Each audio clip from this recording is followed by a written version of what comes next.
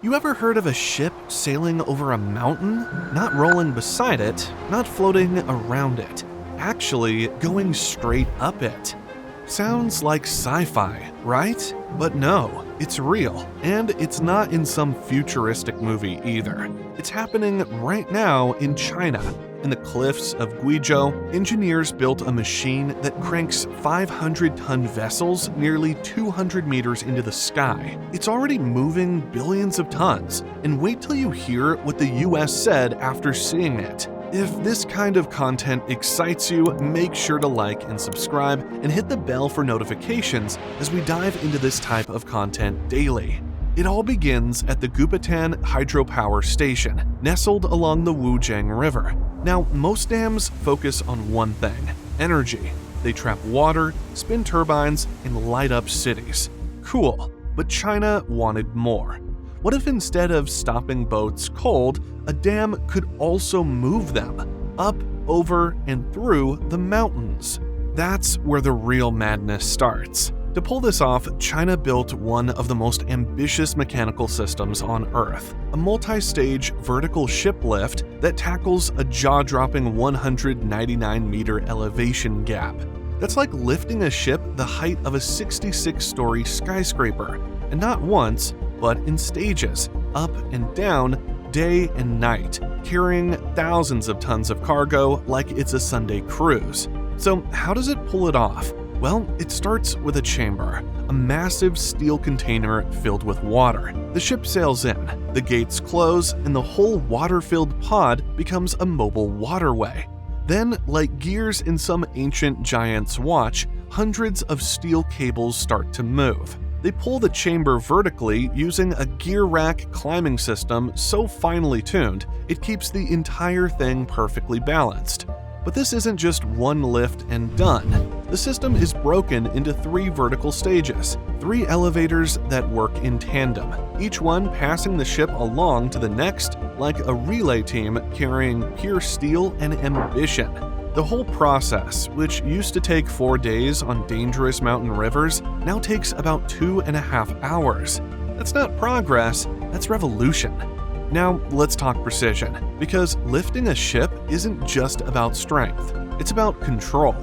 One mistake and the whole system goes sideways, literally. But Gupitan, this thing runs tighter than a luxury Swiss watch. Engineers designed it to handle seismic shocks up to magnitude 8. That's earthquake territory. And while the Earth shakes, this monster doesn't flinch. Its tolerance is locked within plus or minus 10 millimeters, which in machine terms is microscopic. We're talking about lifting tens of thousands of tons, and the chamber doesn't even tilt. And that's not just for show. That's safety. That's keeping cargo, crew, and infrastructure alive when nature tries to throw hands. The max load, 18,800 tons. And the vertical travel range, anywhere from 72 to 199 meters, depending on the water levels below. It's not just a lift, it's a force of nature engineered to challenge nature itself. Before we go any further, hit that like and subscribe button if you missed it at the beginning. Now, you're probably wondering, why even go this hard? Why not build some roads, blast a few tunnels, and be done with it? Fair question, but here's the deal. Guizhou isn't just hilly. It's one of China's most unforgiving provinces when it comes to logistics. Roads collapse, tunnels flood, trucks struggle to climb narrow cliffside paths. And with terrain this hostile, even building a railway comes with nightmares. That's where the brilliance comes in. Water doesn't complain. A single 500-ton barge replaces dozens of diesel trucks. That means fewer traffic accidents, less pollution, and massive savings in fuel. And unlike highways that crack and crumble, rivers, once unlocked, become arteries that run forever. And Gupitan doesn't just move ships, it obliterates timelines. That cargo that used to crawl through Guizhou in days now glides across the region in hours. The result? An annual capacity of nearly 3 billion tons. Cargo that once had no way out now flows into China's golden waterway, the Yangtze River. But wait, it doesn't stop with one lift. Gupitan is actually 3 lifts connected like a mega machine. First, the ship climbs to an initial elevation. Then it gets passed to a second elevator, rising to over 130 meters. The final descent stage lowers it back into the upper part of the river. Connecting these giants is a water corridor that stretches 2.3 kilometers, cut straight through stone using tunnel boring machines so huge they make city subways look like Legos. The lift isn't just tall, it's connected, continuous, and relentless. And yeah, the bill came in heavy, $7.775 billion. But look closer. That's not a cost, that's an investment. One that pays out in faster freight, safer travel, and economic lifelines that will stretch across generations. The world took notice. The International Shipping Association didn't just applaud, they called it a redefining moment for inland navigation. Engineers from Europe, observers from Washington, and online commentators from every corner of the globe dropped jaws in sync. One observer summed it up.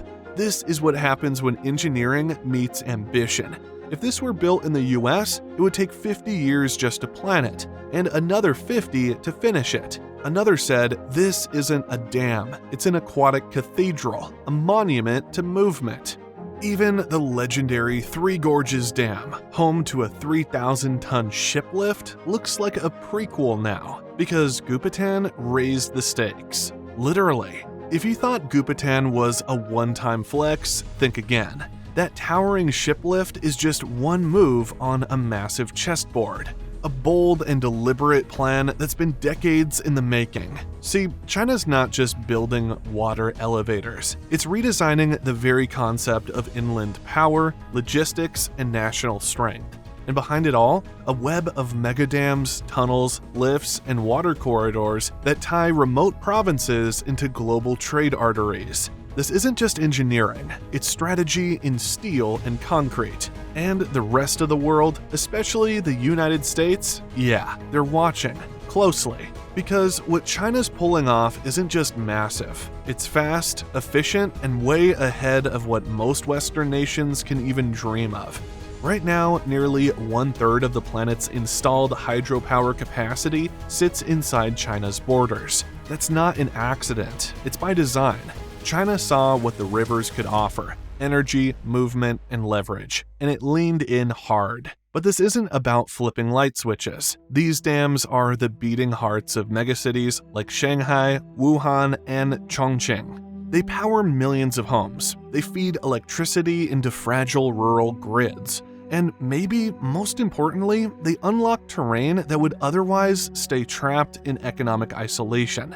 Projects like Gupitan don't stand alone. They're synced into a nationwide hydropower playbook that's all about turning every mountain, river, and valley into usable, productive infrastructure.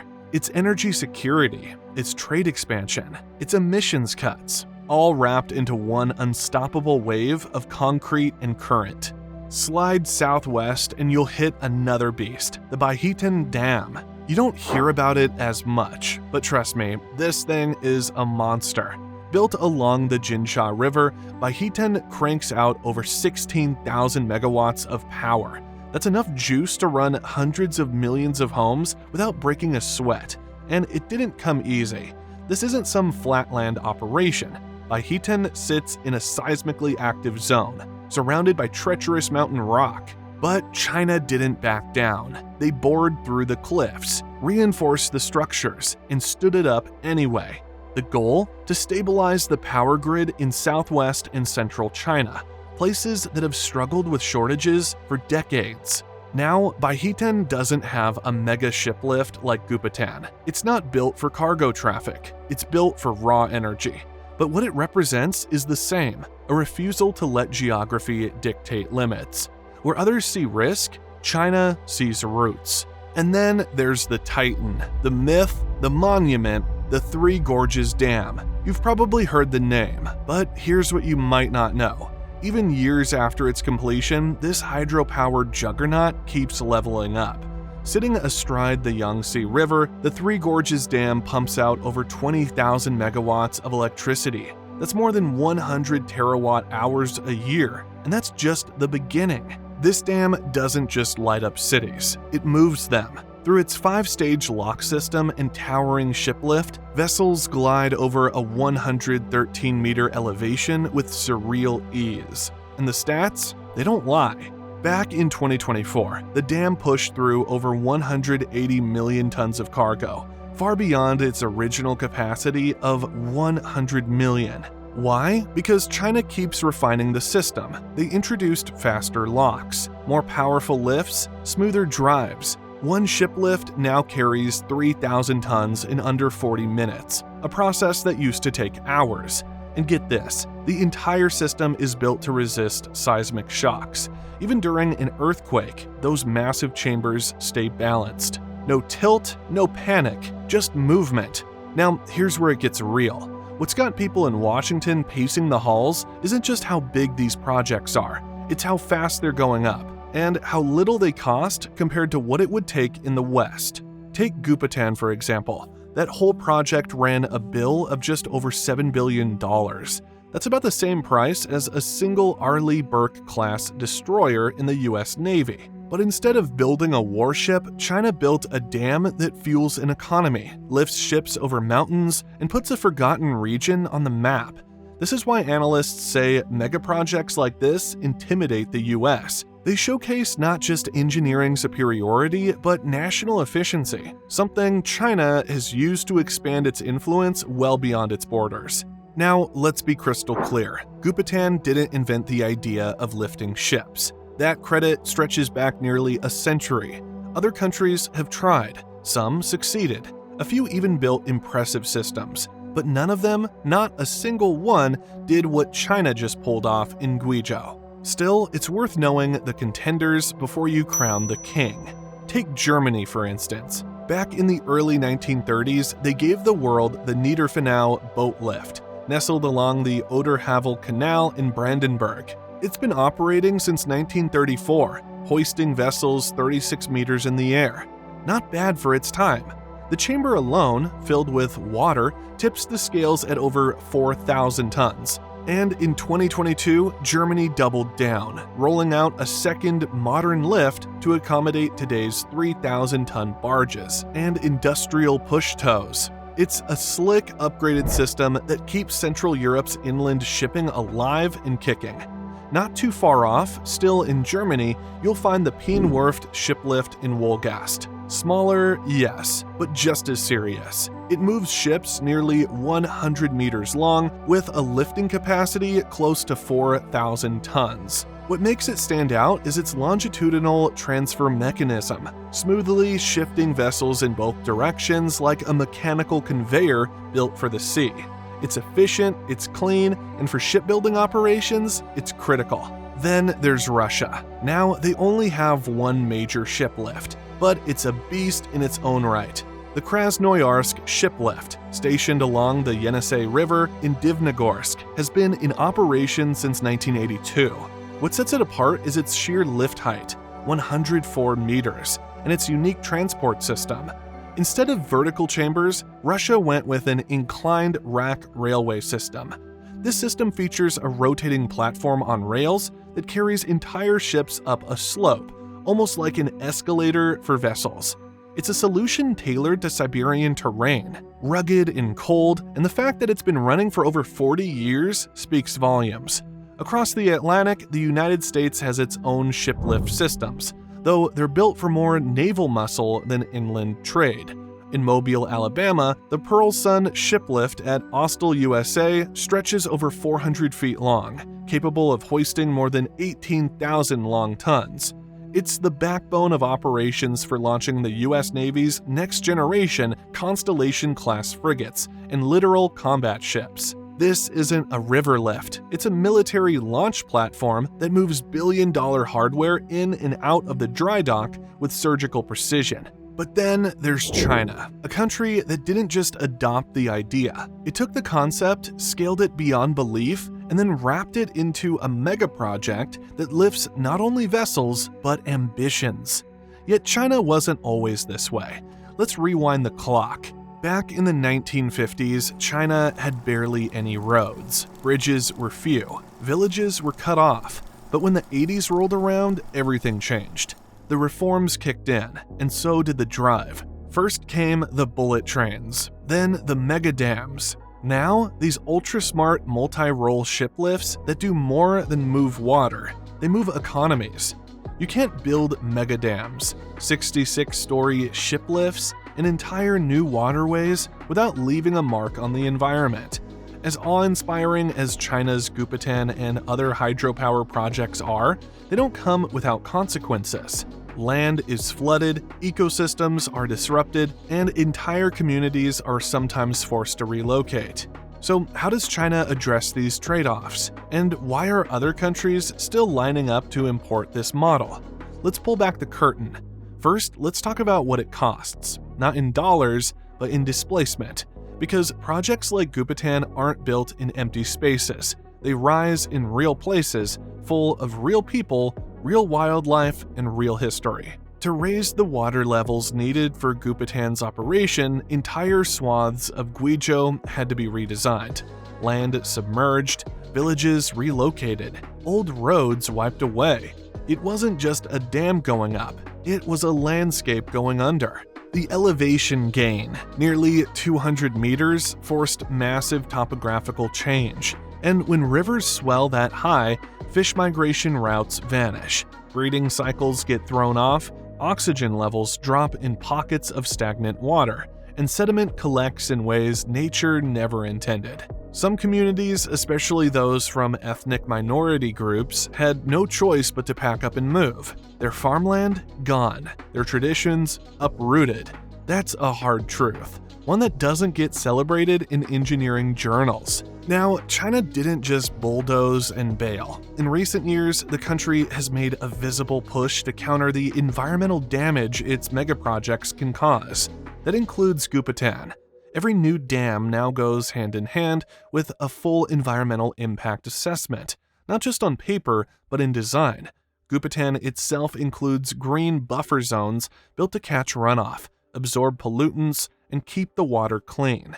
Reforestation teams replant trees on surrounding hills to balance what's lost. And wildlife corridors, small but vital, are cut into surrounding terrain so animals can still migrate even as the rivers change.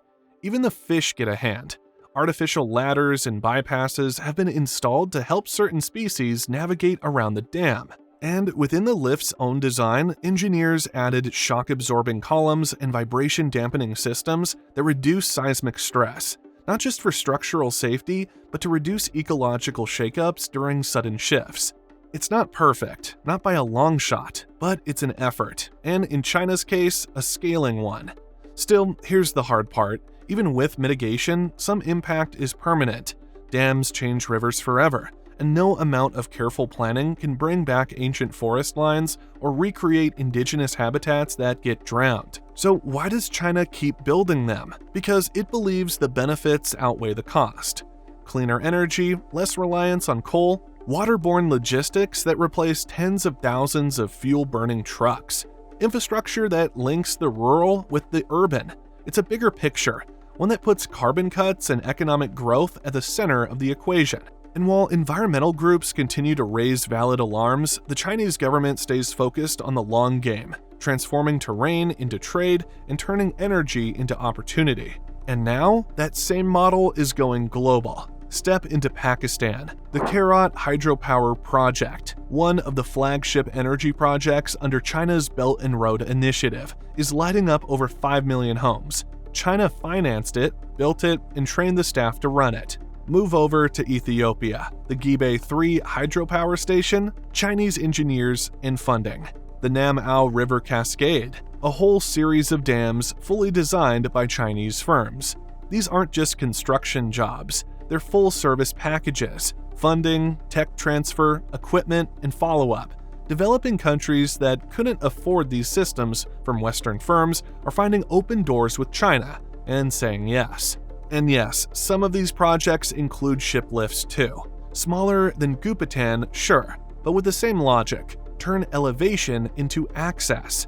So, are we going to see another Gupitan outside China? It's looking more likely by the day. Nations with mountainous river systems, Colombia, Nepal, Peru, Congo, even some Eastern European countries, are showing interest.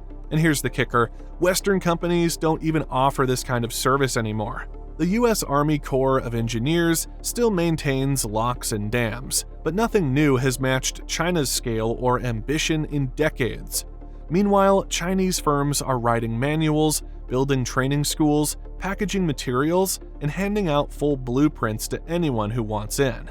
Let's get real, not every nation has the time, budget, or political stability to plan a mega dam over 30 years. That's where China steps in. For many governments, this is a dream deal. You get the hydropower, you get the logistics upgrade, you get the traffic flow, job creation, and renewable energy, all without the endless meetings and policy wars. And when global shipping costs skyrocket, when emission laws get tighter, and when roads choke with traffic, that water-based option starts looking like gold. Especially when someone shows up and says, "We've already built it. Want us to do it for you?" That's how China turns engineering into influence. But let's not forget the mechanics. These lifts aren't just showpieces. They're serious machines. Gupitan's chamber, the part that cradles the ships, is reinforced to prevent slosh effects. It keeps things level within plus or minus 10 millimeters. That's tighter than some aerospace tolerances. If the chamber even leans too far in one direction, disaster could follow. But it doesn't, because the system adjusts in real time, with digital calibration happening constantly through AI-monitored controls. It's the kind of industrial elegance that turns heads not just in Beijing or Shanghai, but in Cairo, Nairobi, and Bogota. And here's the deal: this isn't a one-off. China plans to build more, bigger, smarter, faster, with AI-enhanced flow control, with sensors that adapt to climate fluctuations, with multi-role dams that can generate power, ship cargo, and attract tourists, all at the same time. So here's where things get uncomfortable for the Western world, especially the United States. It's not that American engineers aren't brilliant. They are. It's not that the US lacks ambition. It doesn't. But what it does lack, and what China's exploiting, is cohesion. Infrastructure in America has become a battlefield of bureaucracy. A major project, it takes 20 years just to clear the permits. Add another 10 for lawsuits, another 5 for political fights. Costs balloon, deadlines slip, public support fades. Meanwhile, in China, a single agency handles the vision, a state-owned firm handles the build, a central committee handles the green light, and the moment the plan is signed, the bulldozers roll in. That's why Gupitan went from blueprint to reality in record time. That's why Gupitan stands tall. That's why Three Gorges is breaking new records year after year. Speed, scale, coordination. China has them. The US, for now, does not. Let's say, hypothetically, that the US wanted to build its own Gupitan, a shiplift that raises 500-ton vessels over a 200-meter elevation. Add in 3 elevators, a water tunnel through a mountain, seismic-proof design, green buffers, fish ladders, AI control systems, all of it. What would it take? First, the environmental impact reviews would last a decade. Lawsuits from local interest groups would add 5 more. Then come the arguments in Congress about whether the budget could be approved. If it passes, which is a big if, construction might begin 15 years after conception. And if nothing goes wrong, completion in 30. And the cost? Triple what China paid, easily. Meanwhile, China would already be halfway through its next project. That's not a knock on American capability. It's a hard look at systems. Where one country moves as a unit, the other trips over itself. In infrastructure, it's a race you can't afford to stumble in. But here's the deeper game. Gupitan isn't just about function, it's about influence. Every time a foreign diplomat visits, every time an international delegation tours the lift, every time a developing country signs a dam deal with China, Gupitan becomes more than a machine. It becomes a symbol. It says, we can help you build, we can help you move, we can help you grow. And while the West offers debates, China offers deals, financing included. Ports in Greece, railways in Kenya, dams in Pakistan, canals in Laos. Wherever China builds, relationships follow, and when those projects succeed, they build loyalty that money can't buy. That's how Gupitan, a dam in the middle of a once quiet province, becomes a diplomatic tool, a banner of credibility, a flex wrapped in concrete. But China's not done. Next-generation ship lifts are already in development, ones with AI-powered traffic systems, dynamic load balancing, climate-responsive energy output. Some will even include tourism centers, turning infrastructure into destinations. And they're not all staying in China. Prototypes for South America are being drawn. Africa is signing agreements. Southeast Asia is mapping sites. The age of vertical logistics has arrived, and it speaks Mandarin. Gupitan is now the template, a monument, a blueprint. This was never just about a dam. It was never just about ships, cables, or steel chambers.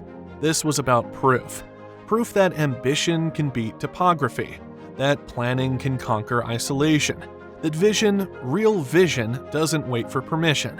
While others draft policy, China drafts elevation maps. While others debate funding, China debates how high the next lift should go. And while others stall in committee rooms, Gupitan is already moving 3 billion tons of cargo every year. That's why the US is watching, not only with fear, but with a silent realization that the world has changed. And the new race isn't for dominance. It's for efficiency, for reach, for resilience. And China, with a ship that climbs a mountain, just might be leading it. So now you've seen the ship lift that defies gravity and the global strategy behind it. But here's the real question. Is this the future of transportation or the start of something even bigger? Could this level of speed, power, and precision ever happen elsewhere? Or is China the only one bold enough to build like this? Let us know what you think. Could your country pull this off? Or would it take 50 years just to plan it? Subscribe for more breakthroughs that are changing the world one impossible idea at a time.